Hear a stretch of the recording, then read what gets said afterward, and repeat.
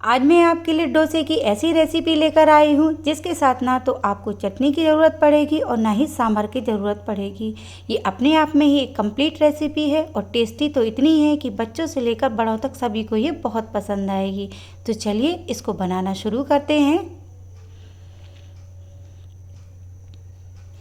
तो इसके लिए मैंने यहाँ पर गैस पर एक कढ़ाई चढ़ा दी है और उसमें 1 बड़े चम्मच तेल डाल दिया है। तो ये तेल हमारा अच्छे से गर्म हो गया है।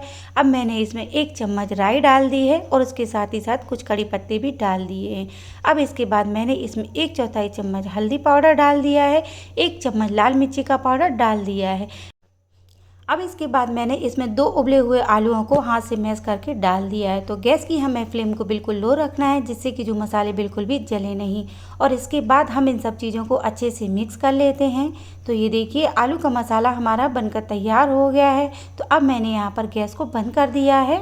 अब मैंने यहाँ पर प्याज, शिमला मिर्ची, पत्ता गोभी और टमाटर को बारीक बारीक चॉप कर लिया है। इसके बाद हम इन सारी सब्जियों को आलू के मसाले में मिला देते हैं और इन सारी सब्जियों को मिलाने के बाद में हम इसमें नमक डाल देते हैं और इन सब चीज़ों को अच्छे से मिक्स कर लेंगे।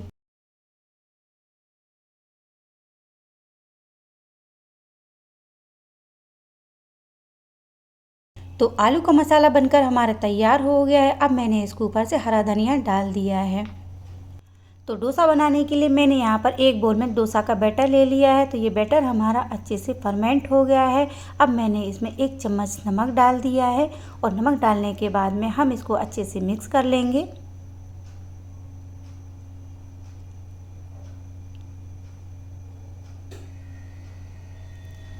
अब इसके बाद में एक कटोरी में मैंने यहाँ पर 3 बड़े चम्मच टमाटर सॉस ले लिया है और 3 बड़ी चम्मच यहाँ पर मैंने चिल्ली सॉस ले लिया है।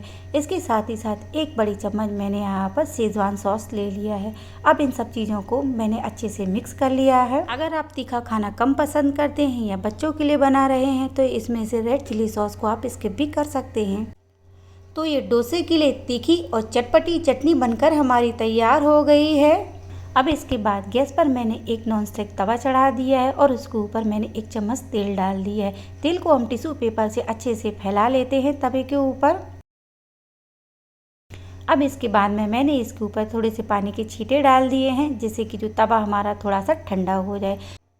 अब मैंने यहाँ पर 1 बड़े चम्मच भर के बैटर तवे के ऊपर डाल दिया है और उसको फैलाकर डोसा बना लिया है।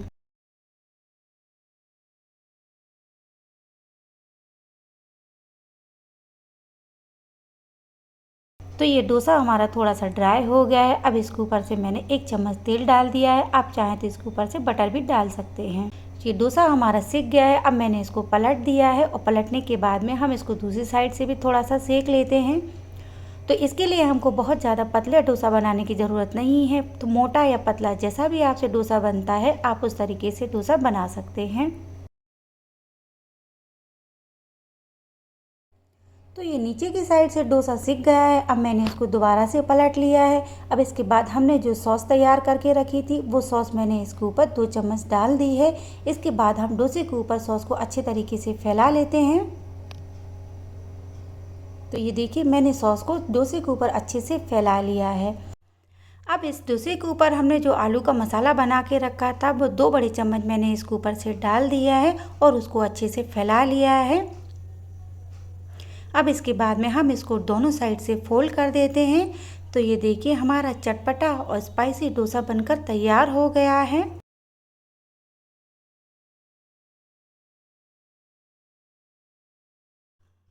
तो ये डोसे को अब मैंने यहाँ पर काट लिया है और काटने के बाद मैं इसको प्लेट में मैं सर्व कर लेती हूँ। मैंने इस डोसे के साथ में सॉस को सर्व किया है और एक दूसरे प्लेट में चटनी और सांभर को सर्व किया है। लेकिन आप इस डोसे को बिना चटनी, सांभर या सॉस के भी सर्व कर सकते हैं। तो आपको आज की ये मेरी रेसिपी कैसी लगी मुझे कमेंट्स में ज़रूर बताइए। अगर आपको मेरी ये रेसिपी पसंद आती है तो अपने फ्रेंड्स और फैमिली के साथ में इस रेसिपी को ज़रूर शेयर करिए और मेरे चैनल को सब्सक्राइब करना बिल्कुल मत भूलिए।